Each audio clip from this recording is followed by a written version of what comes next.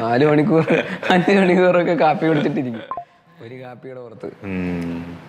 അപ്പോൾ അങ്ങനെ CCD ഉണ്ടായിരുന്നു. പിന്നെ ആംബ്രോസിയ എന്ന് പറഞ്ഞ, പിന്നെ മെയിൻ ആയിട്ട് വരുന്നത് സംസം അല്ലേ, പാളയം സംസം പോയിട്ട് അവിടുത്തെ ഷവായ എപ്പോഴും അതിൻ്റെ രുചി കൊതിയാവും. തിരുവനന്തപുരത്തിന് പോയാലൊക്കെ ഷവായ ഷവായ. കോളേജിൽ എന്തെങ്കിലും ട്രീറ്റ് അല്ലെങ്കിൽ ആർക്കെങ്കിലും ജോലി കിട്ടുക, എന്തെങ്കിലും പിറന്നാൾ എന്നൊക്കെ പറഞ്ഞ പോലത്തെ പരിപാടിയൊക്കെ ഉണ്ടെങ്കിൽ നമ്മൾ നേരെ സംസമിലേക്കാണ് പോവുക. സംസമിൽ പോകുന്നു. അവിടുത്തെ ഐസ്ക്രീമിന് വരെ ഭയങ്കര ടേസ്റ്റ് ആയിരുന്നു. മറ്റേ കാഷ്യൂനട്ടൊക്കെ ഇട്ടിട്ടുള്ള ഒരു ഐസ്ക്രീമൊക്കെ വരും. പേരൊക്കെ മറന്നുപോയി, നല്ല പേരുകളൊക്കെ ആയിരുന്നു. ദിൽഖുഷ് അങ്ങനെ അതൊക്കെ ഓർമ്മയുണ്ട്. വെറൈറ്റി പേരാണ്.